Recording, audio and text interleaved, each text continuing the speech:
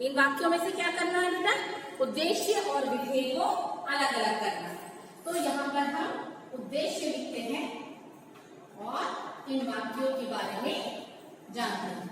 ठीक है, यहाँ पर मैं उद्देश्य लिख देती हूँ। विधेय जो है वो शायद आ नहीं पाएगा, लेकिन फिर कोशिश करनी चाहिए।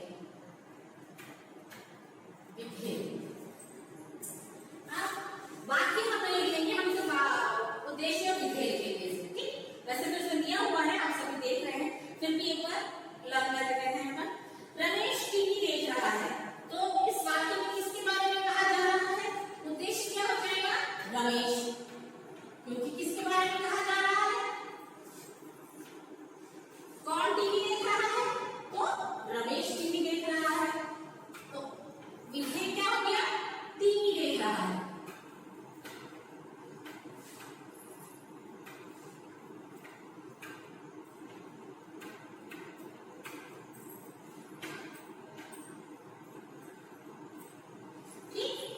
उद्देश्य क्या हो गया? रमेश, और विधेय क्या हो गया? टीवी देख रहा है। इसके बाद सेकंड यदि हम देखें, ये तो था फर्स्ट। सेकंड यदि हम देखें तो सेकंड में क्या है? माली ने बगीचे में पेड़ लगाया। तो किसने पेड़ लगाया? माली ने। तो उद्देश्य क्या हो गया? माली ने, और विधेय क्या जाएगा बेटा? बगीचे में पेड़ लगाया।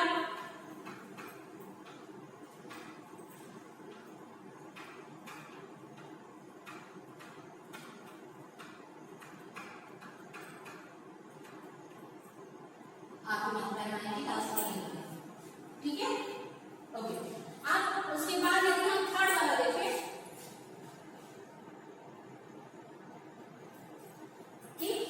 थर्ड वाला, मैं शाम को खेलने जाऊंगा। तो कौन शाम को खेलने जाएगा? मैं शाम को खेलने जाऊंगा। तो मैं क्या हो जाएगा होगा? उद्देश्य। क्या करूंगा? मैं शाम को खेलने जाऊंगा।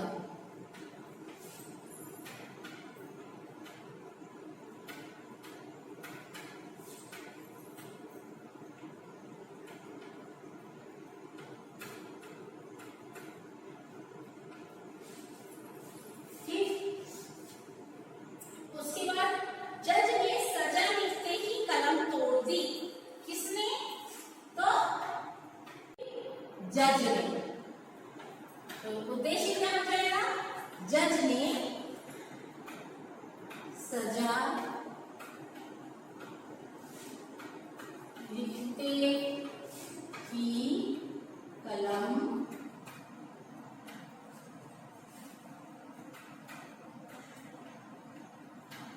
तोड़ दी। तो इसमें से ये क्या हो गया? विधेय, और ये क्या हो गया? उद्देश्य। लास्ट वाला है आपका, तोता हरी मिर्च खाता है। तो यहाँ पर क्या हो जाएगा?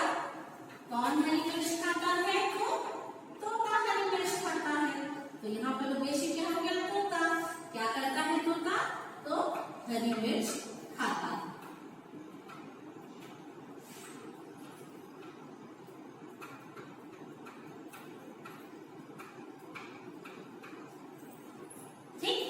इस तरीके से आपने देखा कि हमने पढ़ा वाक्य, जो कि वाक्य किससे बनते हैं? शब्दों से बनते हैं। और शब्दों का जो क्रम होना चाहिए या समूह होना चाहिए, वो कैसा होना चाहिए? सार्थक होना चाहिए, जिसका अर्थ स्पष्ट हो। तब वह क्या कहलाता है? वाक्य कहलाता है।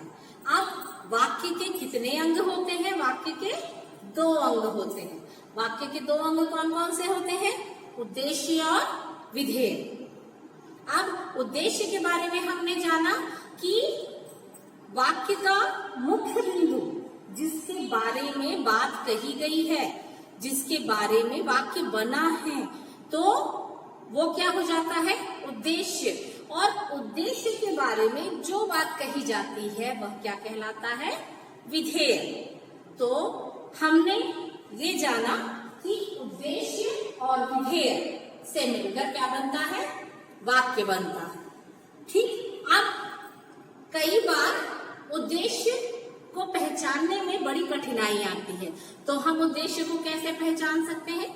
हम उद्देश्य को दो प्रश्न की सहायता से, दो शब्द जो प्रश्न पूछने के योग्य होते हैं उन शब्दों की सहायता से पहचानते हैं। तो वो कौन कौन से हैं? कौन और किसने। वाक्य में जब हम कौन, किसने और कौन शब्द का प्रयोग करके प्रश्न बनाते हैं और उसका जो उत्तर आता है वह उद्देश्य होता है। जैसे यहाँ पर मैंने पूछा कौन हरी मिर्च खाता है, कौन हरी मिर्च खाता है, तो इस वाक्य के हिसाब से आंसर क्या आता है कि तोता हरी मिर्च खाता है ना। तो यहाँ पर मैंने कौन सा प्रश्न किया? कौन। अब यहाँ वाले में यदि हम देखें तो किसने सजा रखते ही कलम तोड़ दी, तब क्या आता है? जज ने सजा रखते ही कलम तोड़ दी। तो इस तरीके से इन दो शब्दों की सहायता से, कौन और किसने शब्दों की सहायता से हम ये पहचान सकते हैं कि कौन सा उद्देश्य, वाक्य में उद्देश्य क्या है। इसके अलावा एक चीज और होती है वाक्य में, वो ये कि कई बार उद्देश्य जो होते हैं वो विशेषता के साथ आ जाते हैं। कई बार उद्देश्य जो होते हैं वो विशेषता के साथ आते हैं, जैसे कि इसमें दिखाया गया है कि श्री कृष्ण के प्रिय अर्जुन ने। तो इस वाक्य में जब हम देखते हैं तो अर्जुन की तो क्या है? उद्देश्य है, लेकिन उसके पहले क्या लगी हुई है? उसकी विशेषता लगी हुई है। तो यहाँ पर जो उद्देश्य आया है वह विशेषता के साथ आया है। तो ऐसे उद्देश्यों को भी हमको पहचानना होता है। ऐसे उद्देश्य को विशेषता के साथ उद्देश्य का आना कहते हैं और इन्हें भी हमको पहचानना होता है। तो इस वाक्य में उद्देश्य क्या हुआ बेटा?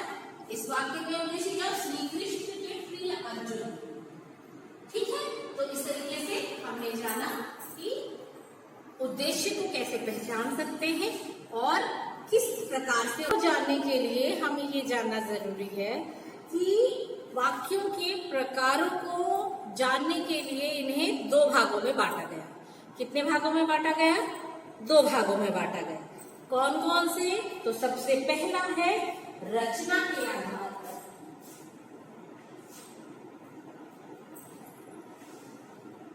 सबसे पहला प्रकार क्या है बेटा? रचना के आधार पर।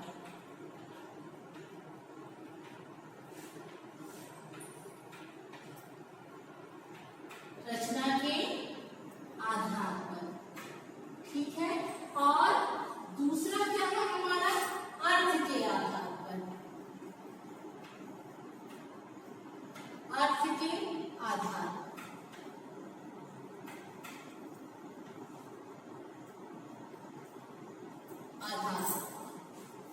ठीक है। रचना यानी कि वाक्य में कितने, कैसे उनकी रचना की जाएगी, कितने वाक्यों से मिलकर वह बनता है, उसमें कोई आश्रित उपवाक्य होता है कि नहीं, वह एक ही वाक्य होता है कि नहीं, और उसमें वाक्य के अंग होते हैं कि नहीं। इन सब चीजों को देख करके इनको रचना के आधार पर इनके प्रकारों को जानते हैं।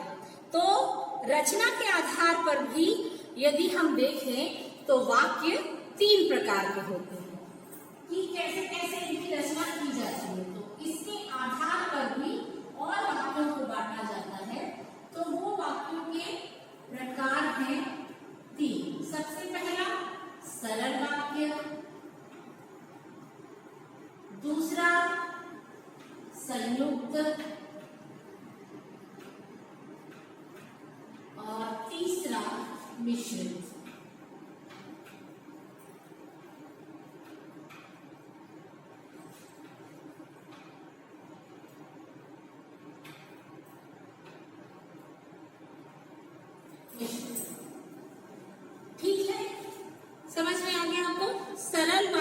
संयुक्त वाक्य और मिश्रित वाक्य।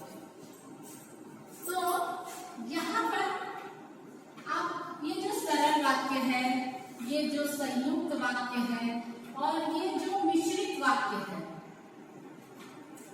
इनको सबसे पहले हम जानेंगे कि इनको हम कैसे पहचानेंगे। यदि हमारे पास वाक्य है तो इनको हम कैसे पहचानेंगे।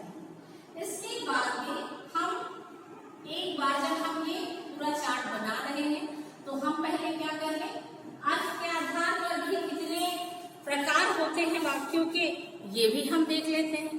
तो अर्थ के आधार पर वाक्यों के 8 प्रकार होते हैं। कितने प्रकार होते हैं बेटा? 8 प्रकार होते हैं। 8 प्रकार होते हैं। अब ये कौन कौन से होते हैं?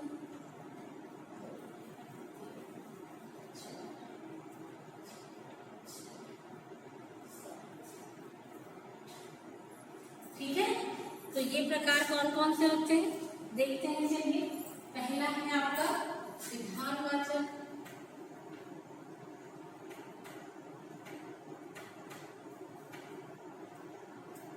विधानवाचक। दूसरा है आपका निषेधवाचक,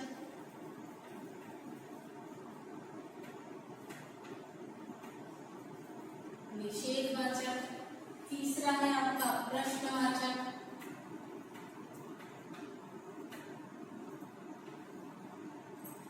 चौथा है आपका आज्ञावाचक,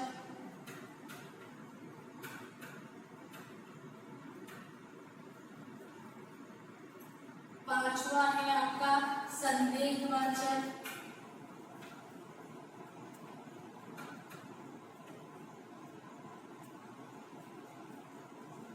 छठवा है आपका इच्छावाचक,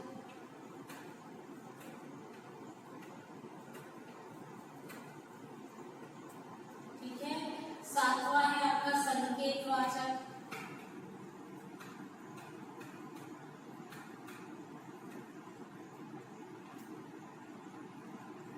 फिर आपका आठवां है विस्मयात्मक।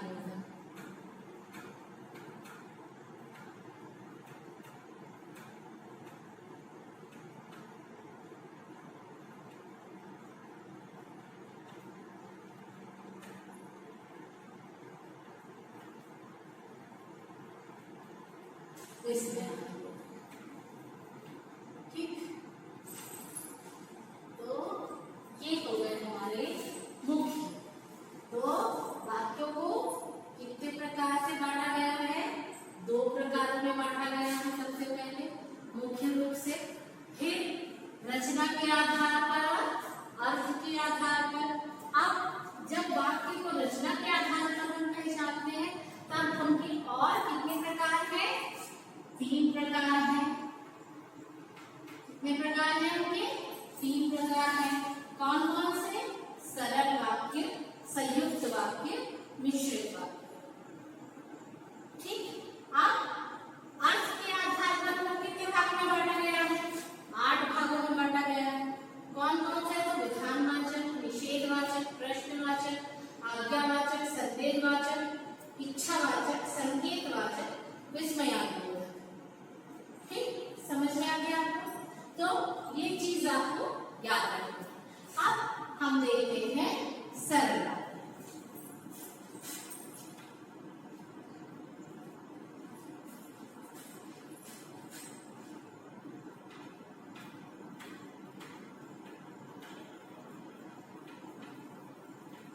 सरल वाक्य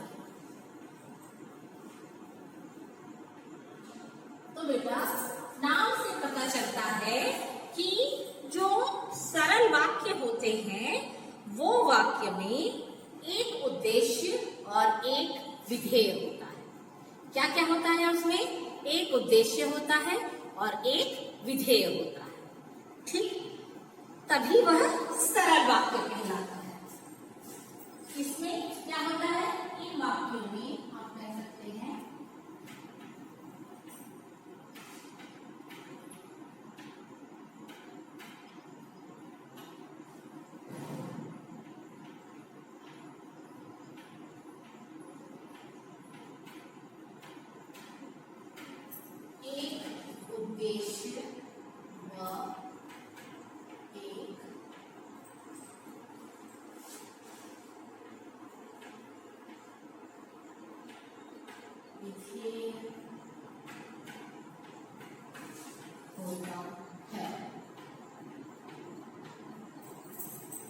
ठीक है।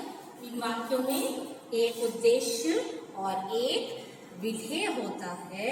सरल वाक्य अपने नाम की तरह ही सरल या आसान होता है। ठीक, सरल वाक्य जैसे कि इसका नाम है, वैसे ही वह अपने नाम की तरह ही सरल और आसान होता है। जैसे सोनू कहानी की किताब पढ़ता है। जैसे सोनू कहानी की किताब पढ़ता है। इसमें यदि हम देखें तो ये जो सोनू है, ये क्या है? उद्देश्य है। क्यों उद्देश्य है? क्योंकि किसके बारे में बताया जा रहा है? सोनू के बारे में बताया जा रहा है। ठीक है, और ये पूरा क्या रहेगा? विधेय।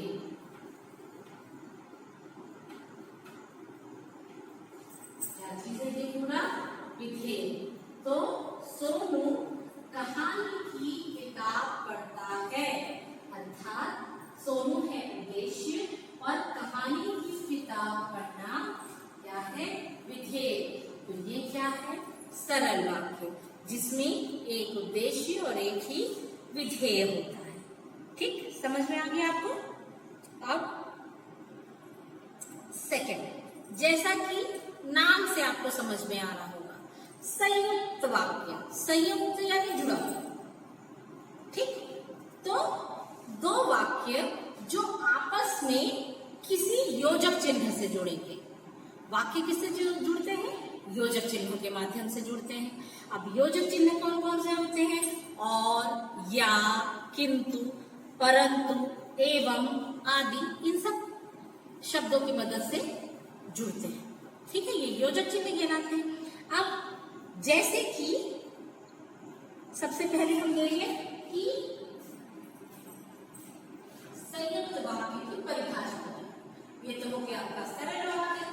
सरल वाक्य के बाद हमने जाना दूसरा संयुक्त वाक्य।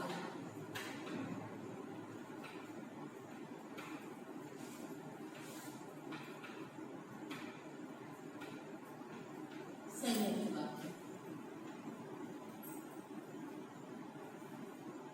ठीक। अब संयुक्त वाक्य के बारे में हम जानते हैं कि नाम से पता चलता है हमको जुड़े हुए वाक्य। ठीक है, तो इसको हम ये भी कह सकते हैं कि संयुक्त का अर्थ है जुड़ा हुआ।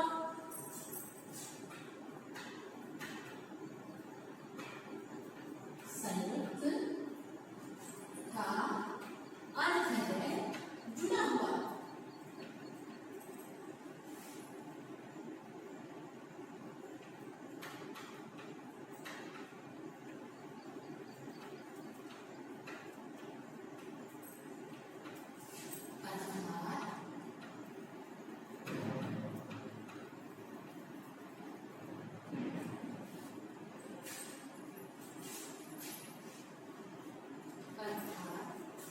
जब दो वाक्य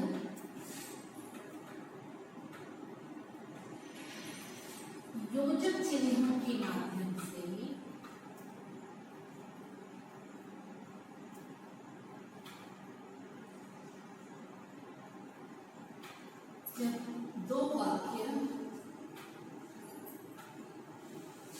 योजक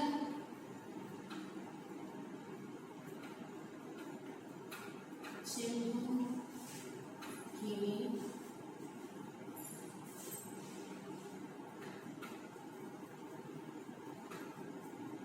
माध्यम से, जो कि कौन कौन से हो सकते हैं? या, और, किंतु, परंतु, ये सारे हो सकते हैं आदि।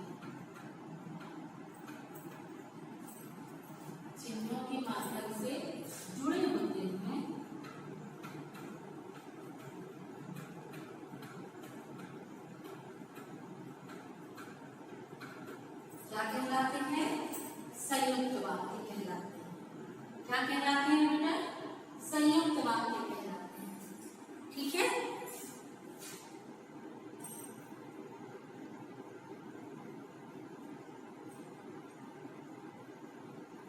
तो जैसे कि हमने देखा कि इसका उदाहरण क्या दिया है कि शिवानी पुस्तक पढ़ रही है और केशव खेल रहा है।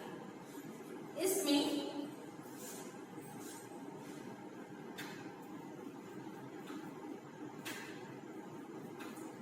उदाहरण जैसे हम इसका देखें,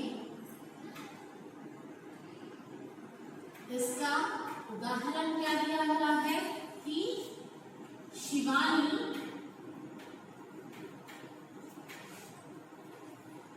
पुस्तक पढ़ रही है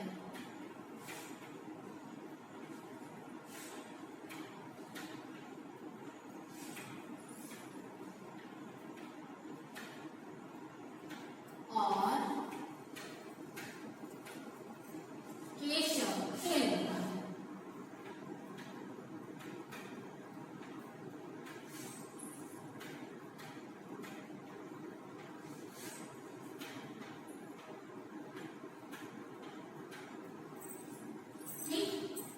ये दिया हुआ है। तो इसमें सबसे पहले तो हम पहचानेंगे ये क्या है? योजक चिन्ह।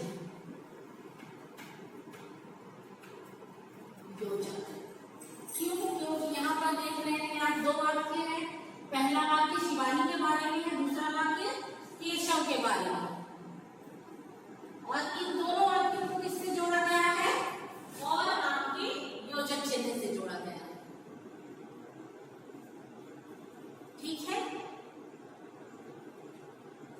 इसी में हम दो चीजें देख सकते हैं, जैसे कि आप लोग भी कई बार दो काम एक साथ करते होते हैं, तो हम उसको क्या कहते हैं? जैसे आप मोबाइल चलाते हुए टीवी देखते हैं। इस वाक्य को यदि हम बनाएं तो कैसा बनेगा? ये वाक्य बताइए जरा, कैसा बनेगा? राम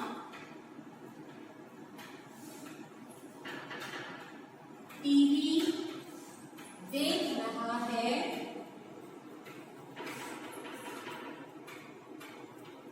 और खेल रहा है या मोबाइल चला रहा है। मोबाइल चला रहा है।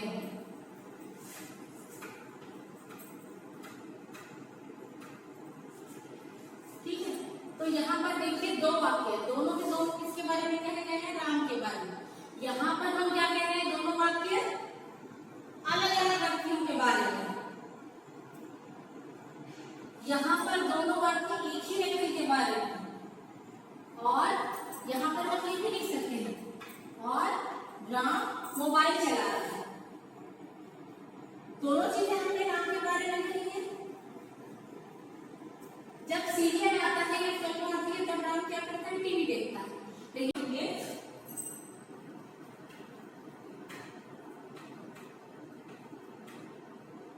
मिश्र वाक्य या मिश्रित वाक्य,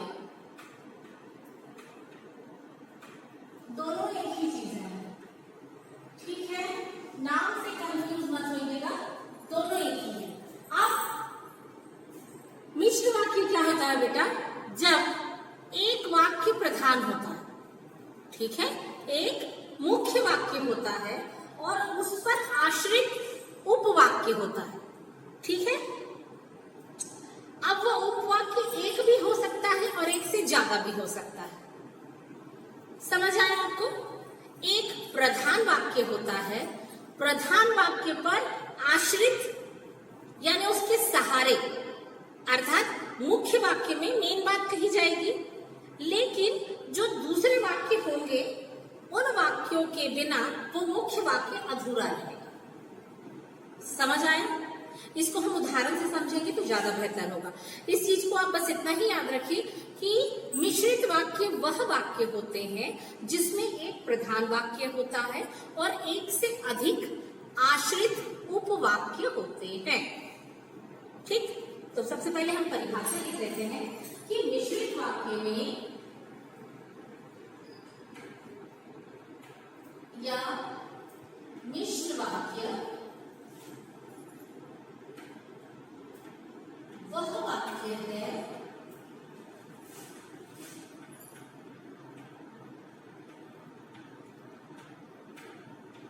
जिसमें एक प्रधान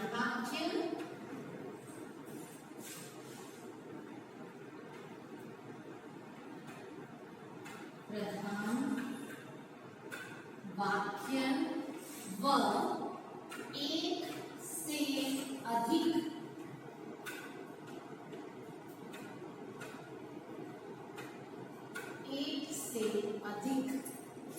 आश्रित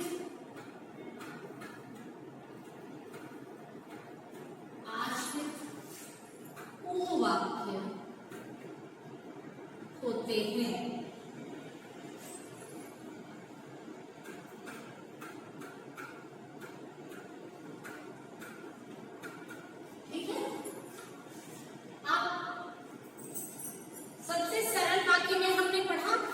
उद्देश्य होता है, विधेय होता है। संयुक्त वाक्य में हमने पढ़ा कि संयुक्त वाक्य योजक चिन्हों की मदद से जुड़े होते हैं। ठीक, तो पहला वाक्य तो हम आसानी से पहचान सकते हैं क्योंकि वह आसान होता है, नाम के अनुरूप सरल होता है। दूसरा वाक्य जो है हमारा, उसको हम योजक चिन्हों की मदद से पहचान सकते हैं, क्या और किंतु परंतु लगा होता है उसमें। तीसरा वाक्य जो है मिश्र वाक्य या मिश्रित वाक्य, उसमें मैंने बताया पहला वाक्य प्रधान, एक वाक्य प्रधान होता है और उस पर एक से अधिक उपवाक्य, आश्रित उपवाक्य, उसके सहारे, उसका उस मेन वाक्य के आधार सहारा लेकर दो वाक्य या एक से अधिक उपवाक्य होते हैं। अब कैसे, यहां पर क्या बताया गया है, उदाहरण देखिए, बहुत ही सुंदर चीज कही गई है, वह साड़ी सुंदर है जो मैंने कल खरीदी थी। साड़ी सुंदर है, पर कौन सी साड़ी सुंदर है? जो मैंने कल खरीदी थी। ठीक है, यानी कि उस पर एक आश्रित वाक्य हो गया। ऐसे ही आप बहुत सारे अलग अलग उसमें कर सकते हैं। दिक्कत ये होती है, बस आपको इतना यहाँ समझना है कि आश्रित वाक्य जो होते हैं वो अलग से बोले नहीं जा सकते हैं। ठीक है, जो मैंने कल खरीदी थी, ये अपने आप में अपूर्ण वाक्य, ये वाक्य की सही अर्थ को नहीं बता रहा, लेकिन वह साड़ी सुंदर है, यहां पर भी वाक्य अधूरा है। कौन सी साड़ी सुंदर है आता है, तो दोनों एक दूसरे पर आश्रित होते हैं, लेकिन मुख्य रूप से साड़ी के बारे में बात कही जा रही है और साड़ी की विशेषता बताई जा रही है। उसको दूसरे उपवाक्य से जोड़ दिया है, उसमें आश्रित जो उपवाक्य है कि जो मैंने कल खरीदी थी वो साड़ी बहुत सुंदर है। समझ आ गया? तो ऐसे ही हम ये उदाहरण में फिर से समझेंगे कि उदाहरण में वह साड़ी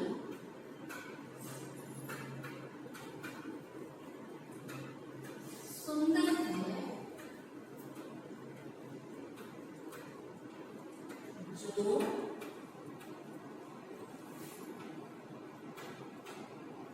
मैंने कल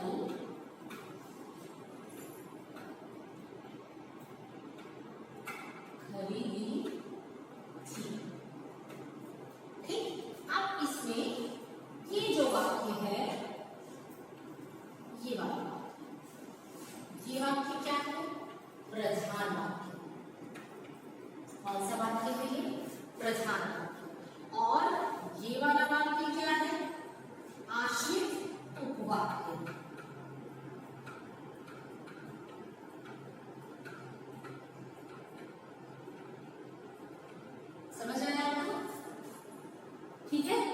ये वाला क्या है? आश्रित उपवाक्य, और ऊपर वाला क्या है बेटा? प्रधान वाक्य। ठीक है, अब आप इसको देखा जाए तो क्या कह सकते हैं कि प्रधान वाक्य जो मेन होते हैं, कई बार प्रधान वाक्य अपने आप में ही पूरे होते हैं। मान लीजिए एक तरीके से यदि हम देखें, जो प्रधान वाक्य होता है वह साड़ी सुंदर है। मान लीजिए हमने इशारा करके बताया वह साड़ी सुंदर है, ठीक है। वह साड़ी सुंदर है से मतलब मैंने जिस तरफ इशारा किया है उस साड़ी के ऊपर यदि मैंने इशारा किया तो ये अपने आप वहां पर जो लोग हैं उनको समझ में आ जाएगा। उस वाक्य को मैंने और स्पष्ट रूप से कह दिया कि जो साड़ी मैंने, मान लीजिए वहां बहुत सारी साड़ियां रखी है, अब उसमें से मैंने बताया वह साड़ी सुंदर है, तो वह यानी वो सारी साड़ी से सुंदर हो जाएगी यदि एक साथ रखी हो तो। लेकिन यदि हमने उसको स्पष्ट कर दिया, स्पष्टीकरण दिया हमने कि जो मैंने कल खरीदी थी सिर्फ वो वाली साड़ी सुंदर, सिर्फ वो वाली साड़ी सुंदर है। समझ आ रहा है? तो कई बार ऐसा होता है कि प्रधान वाक्य जो होता है, जो मेन वाक्य होता है, ये जो मेन वाक्य है ये अपने आप में पूर्ण होता है, लेकिन जो इसमें आश्रित उपवाक्य होता है वह अधूरा होता है, उसका कोई अर्थ नहीं है। यहां पर भी आप देख रहे हैं जो मैंने कल खरीदी थी, इस वाक्य का आप कोई अर्थ नहीं निकाल सकते हैं कि उस वाक्य में किसके बारे में कहा जा रहा है, उसके बारे में क्या चीज बताई जा रही है, क्या कहना चाहते हैं या क्या कह चुके हैं, कुछ भी नहीं पता है हमें। तो इसीलिए आश्रित वाक्य का अर्थ जो होता है वो हमेशा प्रधान वाक्य पर निर्भर होता है। आश्रित वाक्य का अर्थ प्रधान वाक्य पर निर्भर होता है, लेकिन प्रधान वाक्य जो होते हैं वो अपने आप में पूरे होते हैं। और मिश्र वाक्यों में जब तक, जैसा वैसा, क्योंकि, जो कि, यदि, तो, आज योजकों का प्रयोग होता है। जैसे कि आप यहाँ पर देख रहे हैं योजक का प्रयोग यहाँ भी हुआ है। जो नाम ये जो लिखा हुआ है, जो